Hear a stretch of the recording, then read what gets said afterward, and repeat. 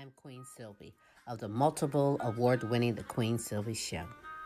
You want to expand and get noticed? Then come outside your box and into our world. Internet advertising has a real impact on global awareness and even sales, so let's make an impact together. Offering for a limited time advertising and sponsorship packages that excel your purpose. So contact Queen Sylvie or Smooth Tim for the exciting opportunities that awaits. Yeah. Are you tired of driving around a dirty car? Say hello to the ultimate solution for your car. Quick Auto Detail, home, work, or wherever. Their mobile car spa will clean and shine your car anytime and anywhere. Their products are gentle on your car's paint, and they use only the highest quality materials. Book your appointment now.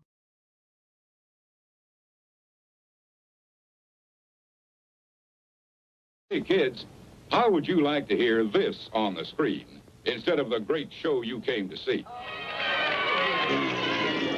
That's what you sound like. Honest. Please cooperate and do your part in keeping this theater quiet so everyone, including you, can enjoy it. Now remember, lots of adults and kids, too, paid admission to enjoy the show. We must insist on absolute quiet. Oh, with madness!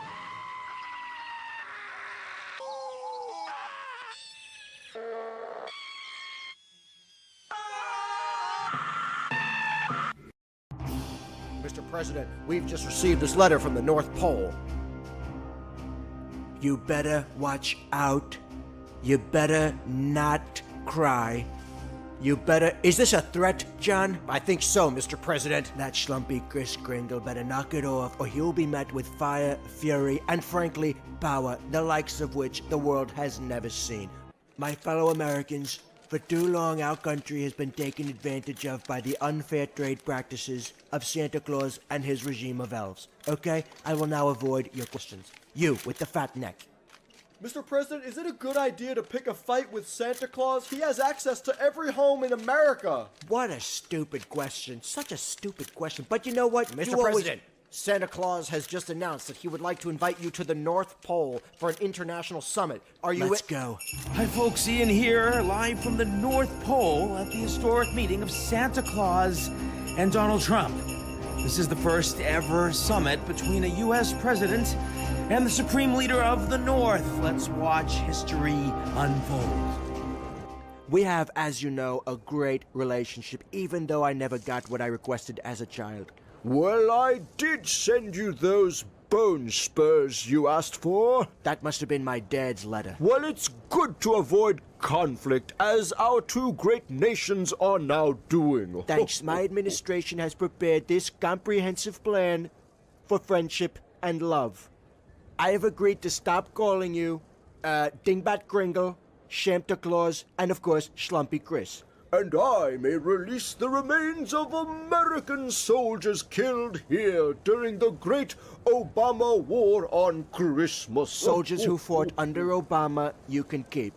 We will now take your questions. Mr. President! Mr. President! Mr. President! Mr. President! Mr. Trump! Do you have anything to say about the Claus regime's record of elf rights abuses? What, do you think we're so good to elves? Look what I did to Jeff Sessions. Mr. President! Mr. President! Mr. President! What accounts for this sudden change in tone between you and Mr. Claus? Well, we discovered a common enemy whom we will fight together. Saudi Arabia? Are you kidding me? It's Amazon. That's right. Jeff Bezos has treated both of us so unfairly. As a New Yorker, I can tell you, nothing brings people together more this holiday season than hating Amazon. Ladies and gentlemen, may I have your attention, please? It's time for the final countdown. The show starts in 10, 9, 8, 7, 6, 5, 4, 3, 2, 1. Let's rock. Hey, everybody, how are you doing? And thank you for dropping by on another hump day, spending it on Tim's Tidbits. I hope we're having a great evening. I hope you're having a great Wednesday so far. And, around the world it's been pretty decent. Things going on, we'll get into that. But otherwise, things are starting to warm up a little bit up here in the north part of the country. We are out of the sub-freezing records now, slowly approaching Christmas, and I hope everybody's getting ready, everybody's getting prepared for the holidays, and be able to spend it with someone special. In any regards, hey, let's get on with what the hell's been going on around the world, and real quickly before we get into the show, at the top of the show actually, unfortunately, we had a tragedy. And it's always a tragedy when somebody passes, but especially when the particular crime that we're talking about is, perpetrated by a family member. Unfortunately, it seems that Rob Reiner, his wife, were tragically killed by their son, who has, as he's struggling with some, apparent psychological issues, and an argument pursuant the night before turned into something extremely tragic, and it looks like, Rob Reiner and his wife, were victims of a stabbing, apparently, by their son. And we're going to miss you, Rob. Yeah, most of you know him from, All in the Family, especially probably more recognizable. But also as a director in, 85, he did Stand By Me, if you remember that. 89, When Harry Met Sally, another good movie. In 90, he directed, produced Misery, and in 92, A Few Good Men, if you remember that, with Tom Cruise. You don't want the truth. But in any regards, hey, I wanted to share a little clip with you, starting up the show. It would be the last episode that Meathead and Gloria was in on All in the Family just before they made their move to California. And here is an interaction between Rob Reiner and Carol O'Connor as they conclude their stay with Archie and Edith in New York. I want to thank you for all the years you let me live here, and for all the free meals, and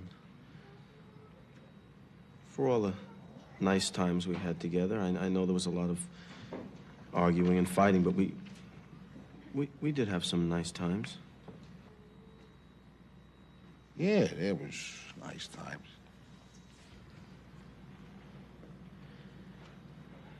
You've been like a father to me.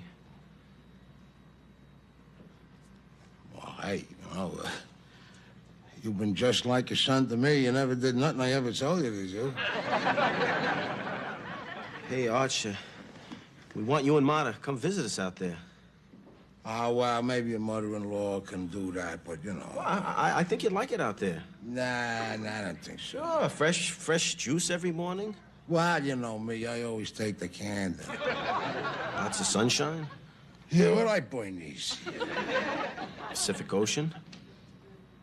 Yeah, well, I don't like an ocean where the sun goes down. I like an ocean where the sun comes up.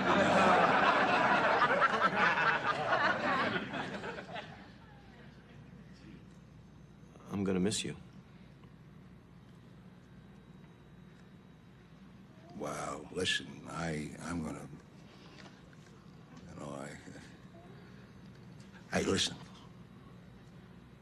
You just take very good care of Gloria and Joseph. Those are two things you never have to worry about, Arch, I promise.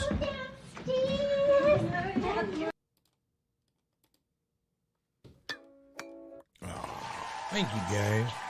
That was a nice little ending for that interactions that went on in that entire All in the Family series between Meathead and Archie.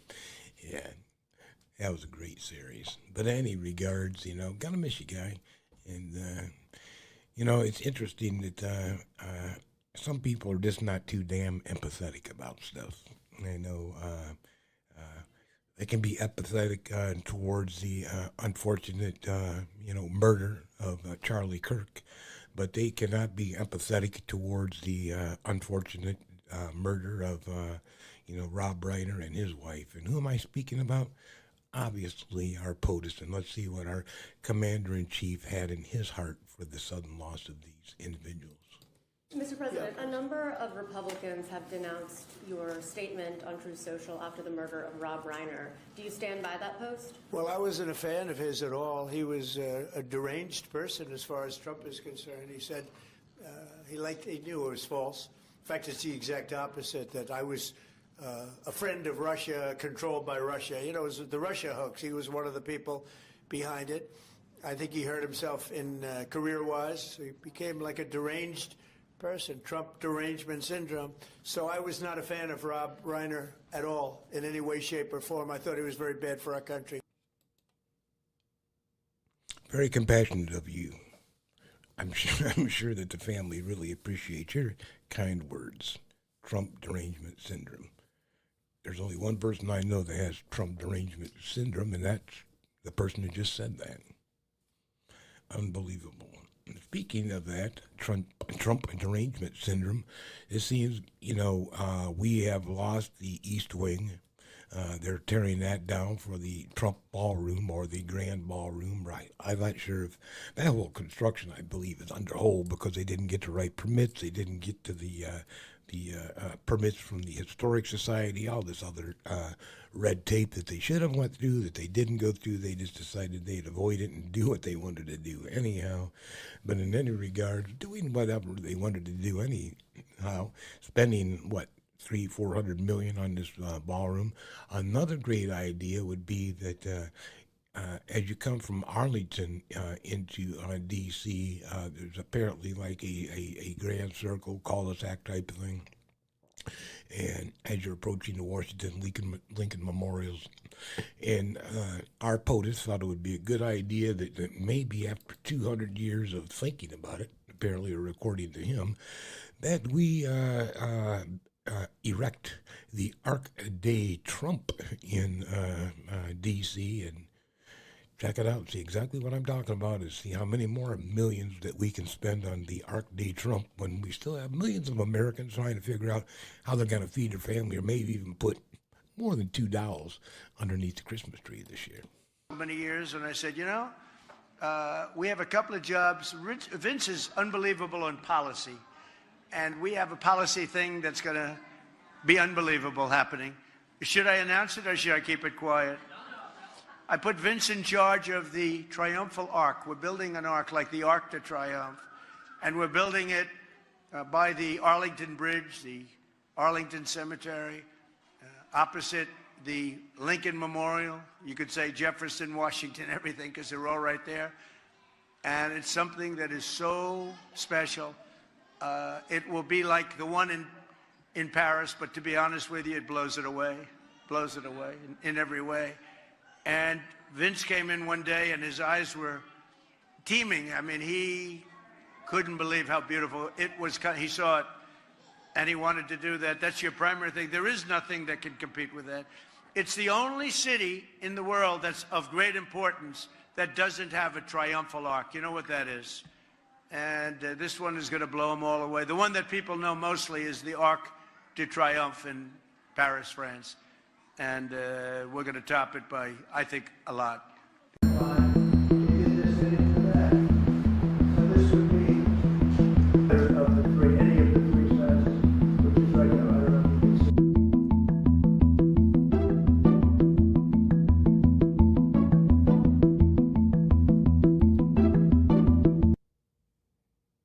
Wow, I'm glad to see them spending millions of taxpayer dollars on something like an arc.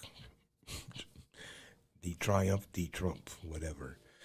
That's ridiculous. And you talk about when we had Doge come in and they're talking about government waste, and we're going to be putting it into this excessively ridiculous grand ballroom that they want to put on the side of the White House. They want to put it into this ridiculously huge arch that's going to cost, obviously, a shit ton of money, and still cut programs that are necessary to needy Americans. That's leadership. Speaking of good leadership, and apparently good leaders, always forgive and forget. And apparently, Trump likes to forgive and forget. People like, I don't know, January 6th insurrectionists who, put some of the law enforcement officials around the White House into, the hospital, and some probably still suffering from some PTSD after what they had to go through. And drug dealers, depending upon what country you're from, if they decide that you are a narco-terrorist or if you're a friend who, I'm not sure how you distinguish the two. We covered that last week. And also, speaking, if there's some election interference, not necessarily maybe, the January 6th insurrections, but also somebody who, tried to sabotage the actual election process itself. And her name is Tina Peters. That apparently Trump wants to overstep his authority and try to extend to her, at a state level, a presidential pardon.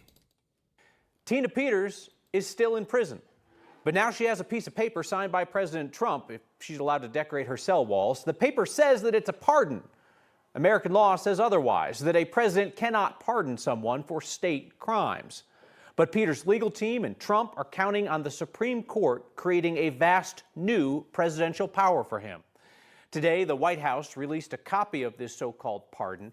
It was signed and dated a week ago, December 5th, which is super weird because since that date, Peters' legal team has been out publicly pleading for a pardon when, if you believe the date on the document, it had already been issued but just kept a secret?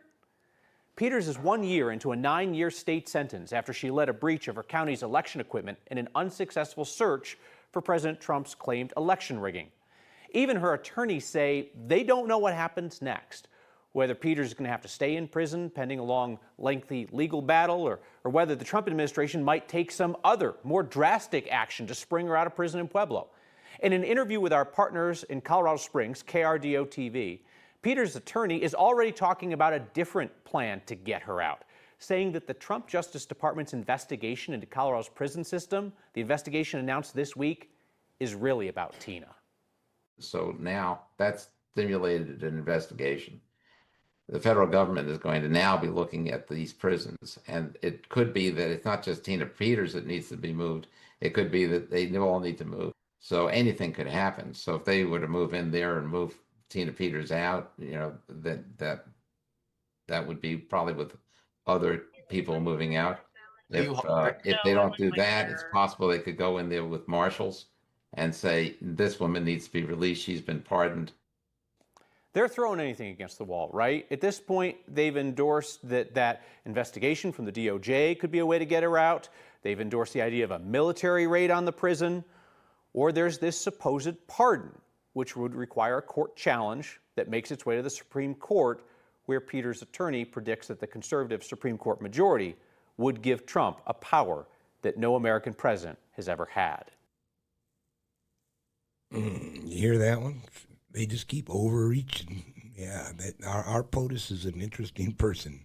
He goes around anybody, just like when you started doing this, declaring some type of a war, on these people down in the Caribbean, these apparent narco-terrorists, should be going through Congress. And no, that's not happening. A lot of the things, he could really give a shit about going through the system.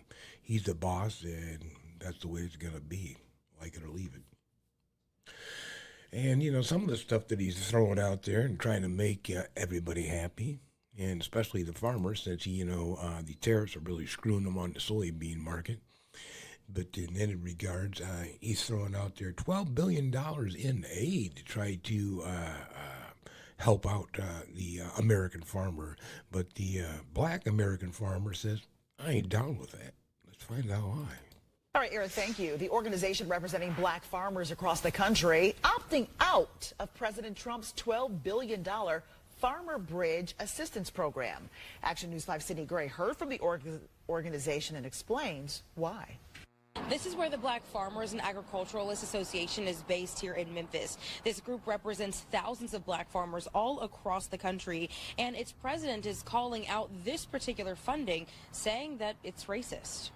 Ordinarily, BFO would not be indifferent to the plight of all farmers. But President Thomas Burrell says his organization had to take a stance against President Trump's new $12 billion Farmer Bridge Assistance Program. In light of circumstances and events that have happened over the last several years, culminating in denying African American farmers and the sons and daughters of African American farmers the same rights and privileges that now the administration says it is going to make sure that it's guaranteed to farmers in general. President Trump announced the new aid Monday.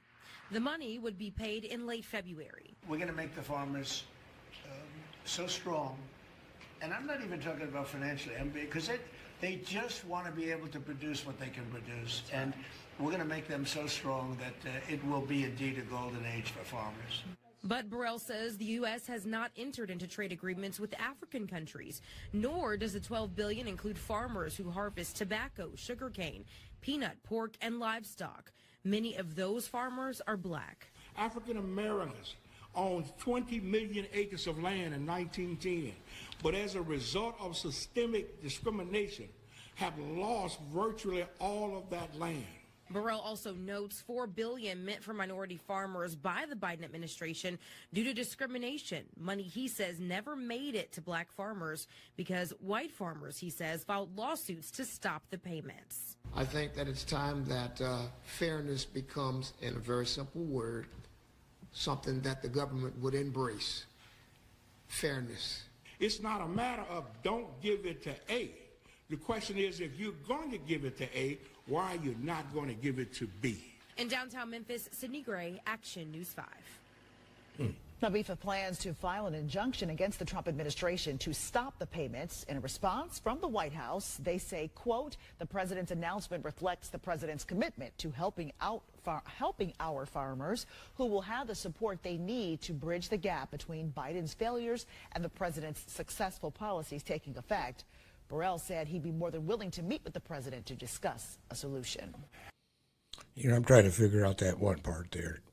How was that Biden's failure when really what really put the hurt on him this year was your policies, you know, your economic policy, your tariffs is what, you know, kicked back a whole lot of farmers sitting on top of product that they couldn't do anything with. So, you know, I don't know what that's all about. But in any regards, you know, hey, I can understand, you know, the plight of some of these farmers. And you get down south and you peanuts and tobacco, and that's not going to be covered under the $12 billion package. Yeah, and most of your, you know, black-owned farms are down in the south, so and that's their main product. So, interestingly enough, see how that all kind of works out. But $12 billion in aid, and here's again. Where do you get the $12 billion? Where is all this coming from? And this guy's like an endless fountain of money. He can just spend it and throw it all kinds of different places. And, hey, let's move on from that. And, you know that we've had all kinds of issues. And this happened in Washington, D.C., as a matter of fact. Remember when the helicopter almost hit an incoming flight? And that has not been the last incident that's happened between, you know, a U.S. Armed Force airplane and a civilian aircraft. And it seems to have happened again, this time between a JetBlue aircraft and another aircraft, a refueling aircraft, actually, that almost had another near-miss incident. Check it on out. There's new audio in this morning after a crazy near mid-air collision. A JetBlue flight leaving the small Caribbean nation of Curacao en route to New York had to abruptly stop its ascent to avoid colliding with a U.S. Air Force plane. The JetBlue pilot spoke to air traffic control basically as this played out. Just listen to this. We almost had a mid-air collision up here. Traffic passed directly in front of us within 5 miles of us, maybe 2-3 miles, but it was an air-to-air refueler from the United States Air Force. They don't have their transponder turned on. It's outrageous. We had to stop our climb and actually descend to avoid hitting them.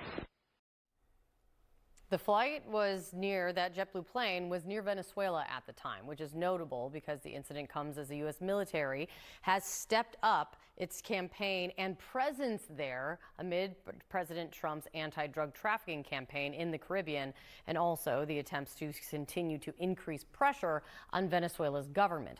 JetBlue now says that they've reported the incident to federal authorities.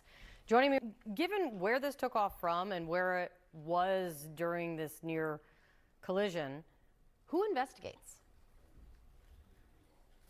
Well, that's very interesting. And of course, there's another organization, ICAO, International Civil Organization, aviation organization, that also sets international flight rules. So it's always a combination. It's a combination of the flag nation of the carrier, that would be the United States, of the air traffic controller, which would be Curacao. And certainly, I think that the Federal Aviation Regulation will take the lead because it was a U.S. aircraft on both sides. It was the interloper aircraft without the transponder, and it was a commercial jet. And particularly this time of year, there's tremendous traffic back and forth to the Caribbean. So the FAA will undoubtedly be investigating, and they should issue better guidance because the number of civilian planes brought down near military interventions, we had Malaysia Airlines 17, that was back in 2020. We had our 2014, and then we had Ukrainian Airlines in 2020, and those were both brought down during skirmishes or war actions. So we need better guidance out of the FAA to protect not only U.S. aircraft, but others. I mean, the Caribbean's very busy this time of year. Interesting. You know, I wondered, especially since it came from Venezuela area, and they're trying to punk everybody that the aircraft carriers, they don't even want them flying in there, right? He wants to sanction that country in every way. He's grabbing their oil, like a pirate out in the sea. Their tankers out in the sea. The U.S. has got to intervene. We're going to grab it, seize it. Now it's ours. $2 million worth of oil. Bingo. But in regards, who's to sit there and say maybe they're not punking, these carriers that, we kind of asked you kindly not to, take your flights down into the Venezuela area, and we'd like you to, listen to our warning. Kind of reminds you of the mobster days back in New York. Who knows? But, yeah, it's interesting that happens. And, hey, that's just a theory. Maybe they got punked. Maybe they didn't. Who the hell knows? I have no idea. Hey, but you know what is kind of interesting is we know that down in Texas, let's get back to a little bit of this crazy politics that goes on around the country. We know that down in Texas, they did a redraw of the congressional map. Some call it gerrymandering. The Republicans down there called it necessary to retain their seats and to gain 4 more. And they have had same thing happening in California, except they're going to put it through an election process. Newsom's got to put it onto the ballot should they redraw their district map so that they can gain some more seats. But in any regard, there's all kinds of things happening down in Texas where Jasmine Crockett kind of got manipulated out of her position, but another congressman has moved over into the House, Redmond, so that they could make way for her to make her run. And now let's see what's happening down in Texas with all this mess, especially after they've decided to redraw districts. Now you've got an open seat available for another Democratic bid down in Texas, and we'll see who's the leader and who's the favorite in this one. The March primary is less than 3 months away. 3 Republicans and 2 Democrats are vying for the seat held by the incumbent U.S. Senator John Cornyn, who is seeking re-election. That includes Congresswoman Jasmine Crockett, who announced her candidacy last week. Crockett made a campaign stop in Houston yesterday. She reflected on her decision to run during a news conference, saying she decided to leave her seat in the U.S. House for a Senate run because there's only so much that Democrats can get done in the lower chamber. Before she can face Senator Cornyn, Crockett will have to beat State Representative James Tallarico in the primary. Also yesterday, Tallarico appeared on the popular YouTube debate series Surrounded, where he debated 20 undecided Texas voters. The Austin Democrat talked about banning super PACs, immigration reform, a federal cap on insulin prices, and why voting matters. A new poll is giving us a look at how Texas Democrats feel about the two candidates ahead of next year's primary. Jonathan McCall breaks down the results. For U.S. Senate in Texas now enters a new phase after Congresswoman Jasmine Crockett officially jumped into the race last week. A new Texas Southern University poll of 1,600 likely Democratic primary voters shows Crockett leading Texas State Representative James Tallarico by 8 points at 51 to 43%. 6% still undecided. So Crockett holds the lead, though it's not an insurmountable lead for Tallarico. Mark Jones is a political science professor at Houston's Rice University and helped commission the poll. He says Crockett's advantage coming largely from black voters, where she leads Tallarico by nearly 90%. Tallarico, meanwhile, performing better with white and Latino voters, especially men. The gender divide in this race also very clear. Women favor Crockett by nearly 20 points at 57 to 36%. Men lean toward Tallarico at 52 to 42%. Texas Democratic primary voters are in many ways split in terms of what they believe the best strategy for winning in 2026 is. Name recognition also significant in this race. Take a look at this. 94% of voters say they already know enough about Crockett in order to form an opinion, but only 79% can say the same about Tallarico. So who are Democrats rooting for in November? Like much of the race, voters still very much split. 53% say Crockett would actually be better at energizing the base to get them to the polls. But look at this, nearly 60% believe it's Tallarico who would do a better job at getting Republicans to cross over. That's one of the issues that Texas Democratic primary voters will be wrestling with as they approach the March primary, is which of these two candidates, Jasmine Crockett or James Tallarico, gives them the best chance of winning in November 2026. With less than 3 months until the March primary, both campaigns now face pressure to expand their bases without turning negative, especially in a race where Democratic voters largely like both candidates. Interesting. So we'll see what happens down there. So yeah, good old Texas. Yeah, we'll see how that goes, how that plays out. And, they might, unseat a Republican with, a good Democratic candidate. Who knows? Try as they may to hang on to seats, you can lose seats. Yeah, sometimes it turns around to bite you. But in any regard, hey, let's move on again, to the war over between Ukraine and Russia. Yeah, that is still going on. And, all this other distraction going on here and there kind of makes us forget about all of it. But there's all kinds of, bombings back and forth continuously, even though we are supposedly into some type of negotiations. I don't know where we're at on that because I think Trump kind of dropped the ball, rather. Excuse me. Yeah, you don't hear him talking too much about it anymore. Supposedly, when he took office, it was going to be done in 24 hours. Remember that promise? I'll have it all done and settled in 24 hours. Well, yeah, it looks like it's going to be more like 24 months before we even think about making any progress. But they just keep lobbing bombs back and forth. And one of the primary focuses of Russia is the power infrastructure of Ukraine. And while attacking the power infrastructure of Ukraine, they had a slight incident in Chernobyl. Remember that name? Yeah, Chernobyl, yeah, where the nuclear disaster took place, so they had to create a containment type unit around it so that you had no more, radiation going out and poisoning the people in the area. Guess what?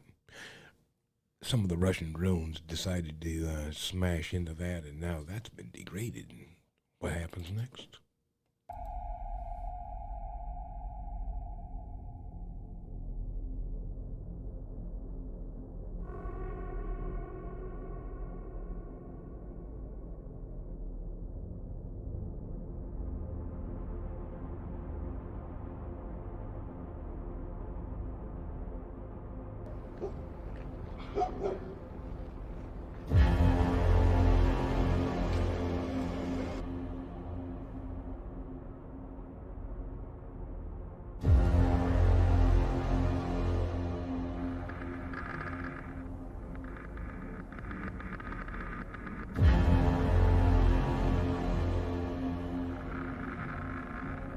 после взрыва.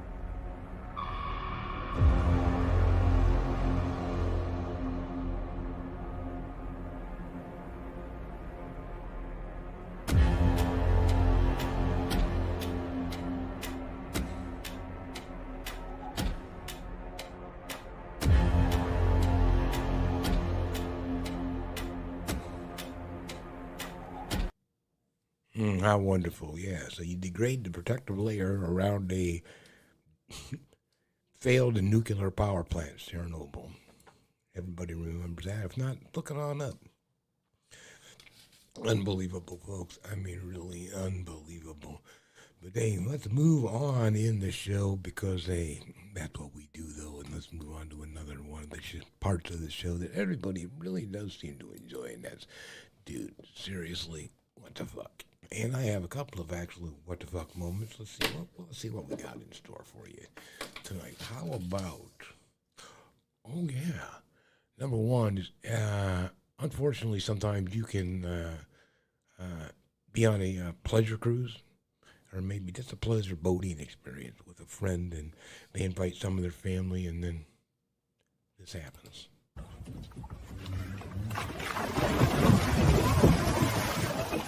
Tammy, that pontoon boat can't handle all that weight, darling.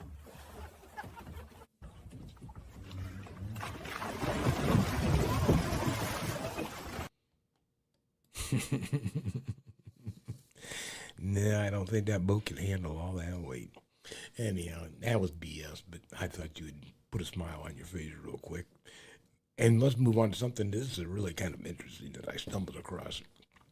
And this is fantastic for somebody that's into home construction and working with their hands all day, and especially if they're a single person trying to do a two-man job. And I think Milwaukee Tools has figured it on out. All right, hold it right there. The Milwaukee Load Lifter Backpack. Carry up to 110 pounds of drywall, hands-free. That's solid. This out, Milwaukee built a backpack that does the heavy lifting for you. Those arms grab the sheetrock and hold it tight to the ceiling. All I do is steer with this little remote, hit the switch, and it sinks the screws just like that. Hands-free, square, and fast. Right? Isn't that amazing?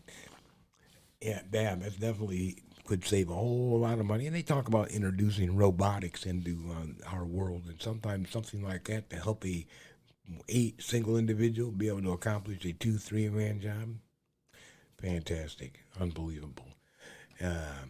Let's get on to one more what the fuck moment. And this one I found kind of intriguing, and it definitely would make you say, what the fuck? When you stop into one of your local fast food restaurants to grab yourself one of your favorite meals, maybe it's a burger, maybe it's a another type of sandwich, who knows what it may be, but then this happens. What happened at this Hardee's fast food restaurant? All of the employees have vanished, and it sure looks like it was a hasty exit. Police department. Hamburger buns are in the toaster. French fries are cooking as a timer beeps. Is it a real-life Stranger Things? Others are comparing it to the hit horror movie Weapons, where a class of third graders disappears. Customers at the Hardee's in Blue Springs, Missouri got on the phone to 911. I'm at Hardee's, and there's nobody here in the store's business. open and unsecured? Yeah. And there's nobody in there at all? Nobody. Ryan Eggers was the first to discover the bizarre scene. My wife was craving a hot ham and cheese melt, and went to Hardee's, waited for about 10 minutes, and nobody showed up. No employees behind the counter, nobody to take your order. None. I mean, did that strike you as odd? Very odd. In all my life, I've never encountered a situation such as this. There's Ryan, munching on an abandoned burger from the grill, standing by as police investigate. Police department. Nobody in the restroom or the stockroom, but they do find condiments and cheese left out in the open, and food that's still cooking. Looks like the fryers are still going. Did you think there was some sort of like an alien abduction? Well, I figured something was off, but you never know anymore. Then a phone just sitting on a table rings. Hello? It's the Hardee's supervisor on the line. Apparently, there was a dispute among employees, and they all walked out mid-shift. As for Ryan's wife and her food order, did she ever get her ham and cheese? That's a negative. But they did get quite a story to tell. Oh, yeah, that's definitely a what the fuck moment. You walk into a restaurant and Still got fries cooking, the coffee pots working, and 0 employees around. Yeah, that would definitely be a trip. That's crazy. Anyhow, hey folks, one more part of the show, and we are almost out of here, and that is the favorite of some, the asshole merit badge. And we'll see who gets this asshole merit badge. One is really horrific, actually. I have to say, this is horrible. And this is an attack on the individual. It's going to leave them scarred for life. But this attack is so horrific, it definitely qualifies as a serious asshole. Tonight, a Georgia woman suffering horrifying chemical burns after being attacked in a popular Savannah park. Photos from her hospital bed showing bandages around her entire head. We spoke to her son and best friend who've been by her bedside. I don't know that I'll ever be able to unhear just the terror in her voice. Police say the attack happened around 8 Wednesday night as Ashley Wasilewski walked through Forsyth Park after a church program.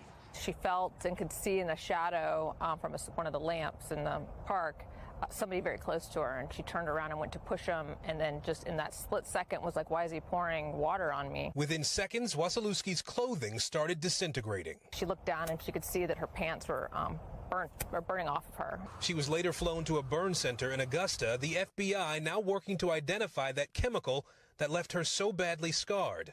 Savannah's mayor posting this photo of what he calls a person of interest, asking the public to help identify him. Forsyth Park is an iconic tourist attraction. Forsyth Park, even featured in films like 1997's Midnight in the Garden of Good and Evil. Savannah police now stepping up patrols at parks across the city and saying that based on their initial investigation, the victim does not know her attacker. So the victim does not know her attacker. Wow. That is horrible. And yeah, it could have been sulfuric acid. Who knows what type of acid, but it's going to be scarred for life, and how long that may take this poor individual to recover from that horrific attack. Hate crime or just random crime, who knows? Anyhow, hey, let's move on to the next one, and this is another asshole, a huge asshole, actually, when you put it into perspective.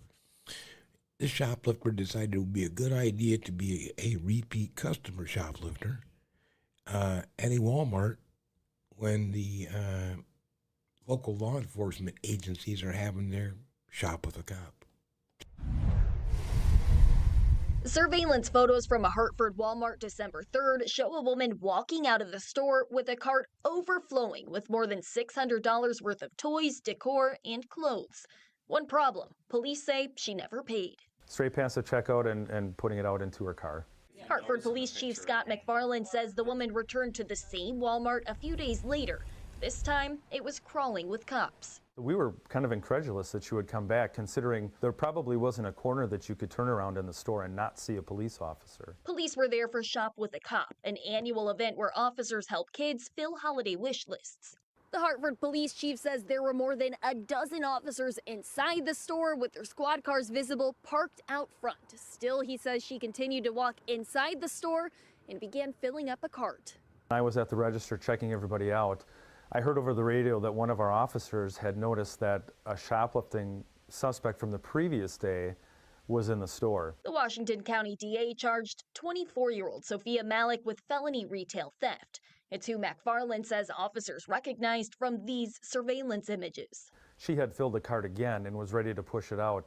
The chief says officers arrested her out of the view of the kids, finding $900 worth of stolen toys in her car.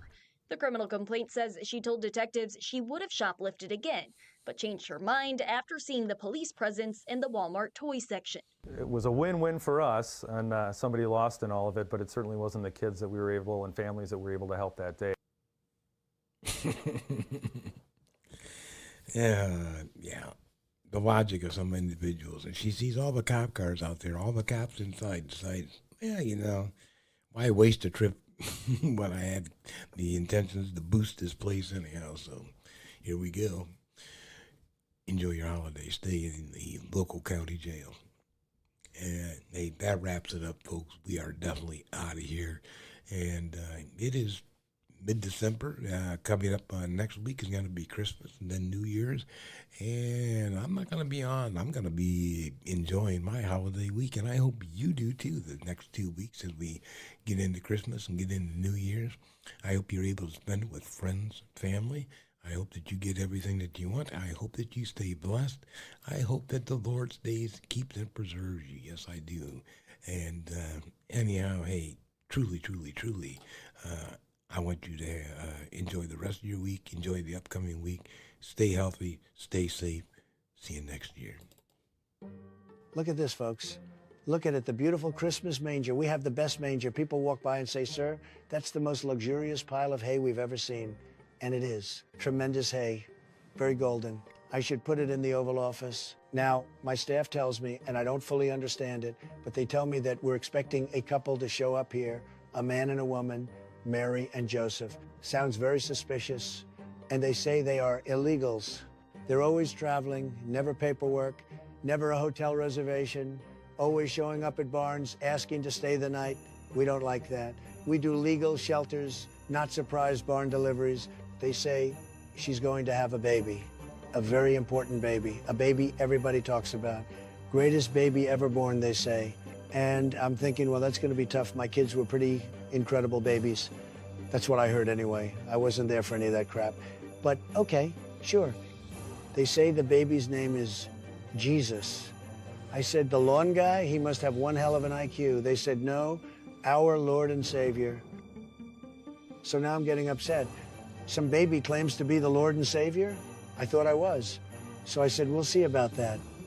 So I told my people, I said, keep an eye on this situation, but don't worry, we are ready. We've got ICE agents nearby, and they're prepared to make sure nobody sneaks into my beautiful nativity scene without authorization, especially some holier-than-thou illegal anchor baby. This lawn guy won't upstage Trump. Not on my watch. Not happening. No one is just popping out a world-changing, history-making baby on the South Lawn like it's Casual Tuesday. We run a tight nativity here. If they want a miracle, they can go through proper channels. But honestly, I love the manger, great vibes, wonderful scene, incredible lighting. And if this family shows up, maybe I'll let them in. Maybe I'll say, you know what, you can stay. I have this new hotel I call Detention Center, very luxurious, ha. And the baby, we have baby crates for him or her. Maybe Jesus is a girl. Maybe he got one of those sex changes. I don't know. He seems liberal to me. Still better than Black Jesus. Can you believe that? Some people just don't get it. I don't remember what I was talking about. Merry Christmas, everybody.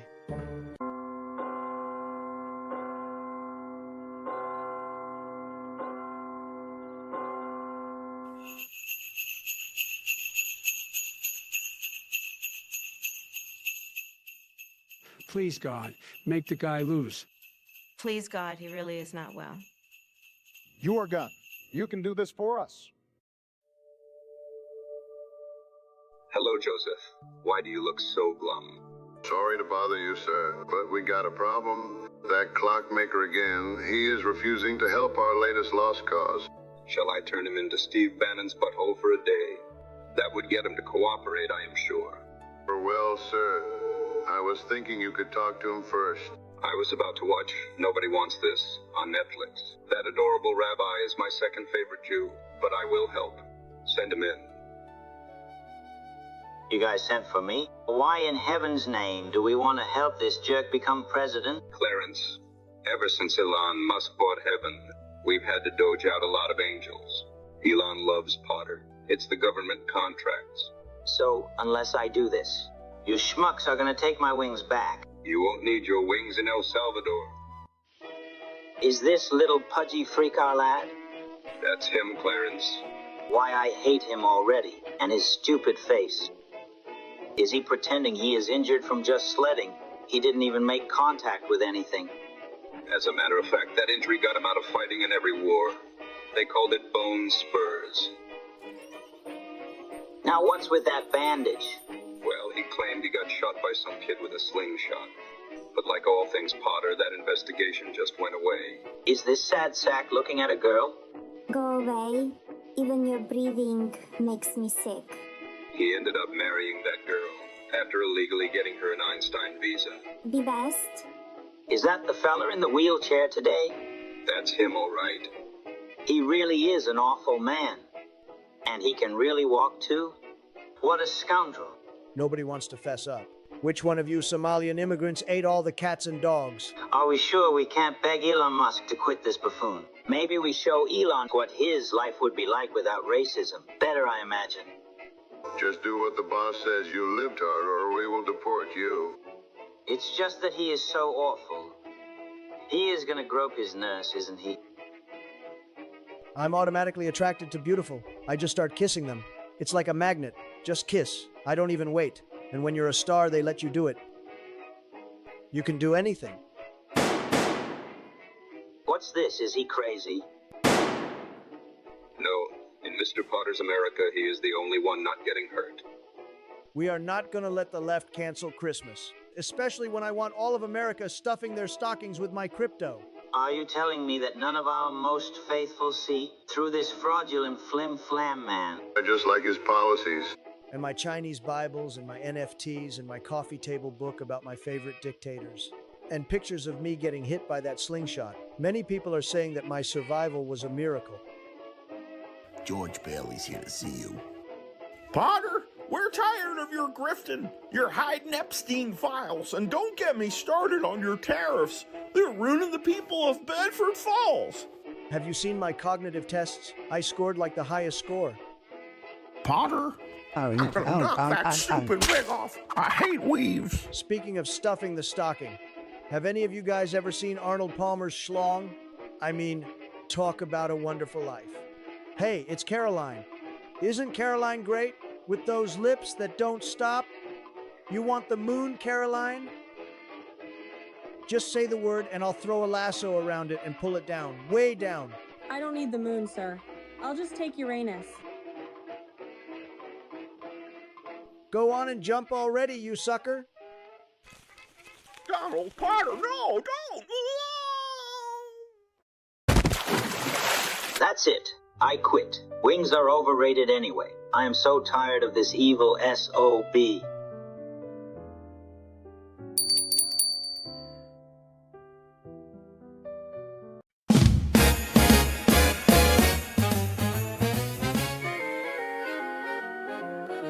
Have you been good for Santa? Did you make it on his nice list? 'Cause I think this year his usual cheer is gonna have your kids pissed. See, Trump gave him new orders to all at the North Pole. Since the economy is wishy-washy, your kid's lucky if he gets cold. Only $2 this Christmas, $2 is all you get.